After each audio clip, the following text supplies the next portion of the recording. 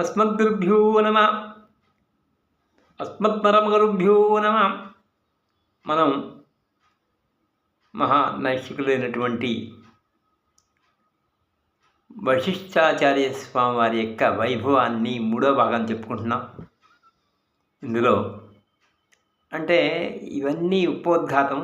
దీని తర్వాత కొంతసేపు అయిన తర్వాత, కొన్ని భాగాలు అయిన తర్వాత అప్పుడు మనకి అందులో శాస్త్ర విషయాలు, అలాగే మనకి ఇష్టమైనటువంటి కథలు వరుస వస్తుంది. అందుకని అంతవరకు కూడా ఇవన్నీ మనం చెప్పుకోవాల్సిందే. ఎందుకంటే మొట్టమొదట మూలం చెప్పుకోవాలి కదా. మనకి శ్రీ వైష్ణవులు అంటే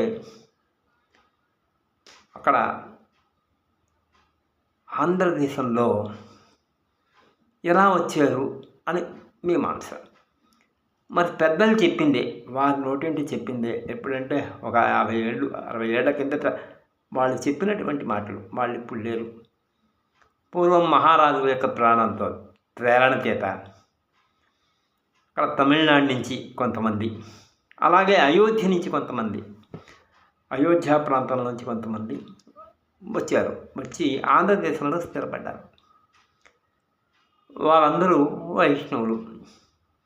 ఆ మహారాజుల యొక్క ప్రేరణ ఉండొచ్చు, లేకపోతే జమీందారుల గారి ప్రేరణ ఉండొచ్చు. వచ్చారు ఆంధ్రప్రదేశ్.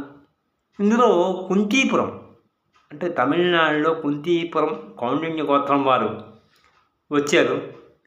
వారు మన శ్రీకాకుళం నాగావళి వంశధార ప్రాంతంలో, అంటే అక్కడ నదులు పారుతూ ఉంటాయి. నదులు పారే చోట్ల బ్రాహ్మణులు ఉంటారు. సారవకోట శ్రీకాకుళం జిల్లాలో కొంతమంది, అలాగే గుంటూరు జిల్లాలో కొంతమంది ఈ విధంగా వచ్చి ఉన్నారు. ఈయన సారవకోటలో కుమ్మరగుంట్ల అనే గ్రామం కూడా ఉంది. అలాగే నరసింగపల్లిలో కూడా కుమ్మరగుంట్ల అనే గ్రామం ఉంది. కుమ్మరగుంట్ల ఈ ఎన్నో శతాబ్దం తెలియలేదు నాకు. పెద్దవాళ్ళు ఏం చెప్పలేదు, శతాబ్దం ఎన్ని ఆ డేట్లు ఏం చెప్పలే వాళ్ళు.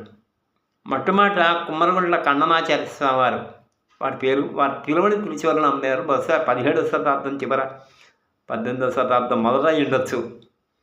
ఈ తిరువణి పిలిచేవాళ్ళని అమ్మేవారిని వారికి ప్రసిద్ధిగా ఉంది.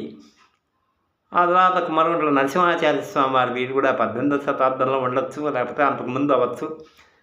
వీరు చూచుకొండ అనే చోట, అంటే నరసింగబిల్లి దగ్గర అక్కడ కొండ ఉంది. ఆ కొండలో నరసింహస్వామి ఉన్నారు. ఆ నరసింహస్వామికి అర్చన చేస్తూ ఉండేవారు.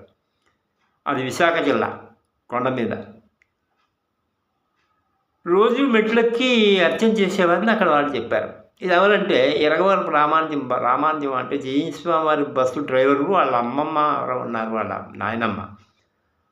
వాళ్ళు చెప్పారు. ఇది పూర్వీకులు 1966లో 70లో ఆ ప్రాంతంలో వెళ్ళాను అక్కడికి. అప్పుడు వీరు, ఆవిడ 80 ఏళ్ళు ఉన్నాయి అప్పటికే.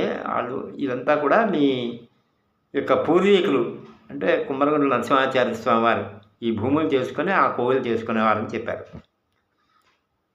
అంటే ఇక్కడ నరసింహస్వామి, అదే వారి కుమారులు. ఇదివరకు చెప్పుకున్న మొదటి భాగంలో, ఇప్పుడు చెప్పుకోకర్లేదు. అది మొదటి భాగంలో వారి కుమారులు నరసింహాచార్య స్వామి వారు, రాజాంపేట ఆయన. ఆ తర్వాత వారి కుమారులు పాతసారథి, తర్వాత రామానుజాచార్య గారు, మా తాతగారు వారు దొడ్డిబట్లలో పుట్టారు. అది కూడా ఇదివరకు చెప్పుకున్నాం. దొడ్డిబట్ల 1909లో పుట్టారు. వారు అవతరించిన తర్వాత అంతా కూడా భగవద్విషయం అంతా కూడా అక్కడ వెదజల్లబడింది. దానివల్ల మిఠాయి కొట్టు, మిఠాయి అమ్ముతూ ఉండేవారు ఏలూరులో జగన్నాచార్య గారు. ఇది ఈ తర్వాత కథంతా మనం చెప్పుకున్నాం. తర్వాత రేపు ఇంకొంచెం మనం చెప్పుకుందాం. స్వస్తి. మంగళం కోసలేంద్రాయ మహీయ గుణాబ్దే చక్రవర్తనుయాయ సర్వమాయ మంగళం.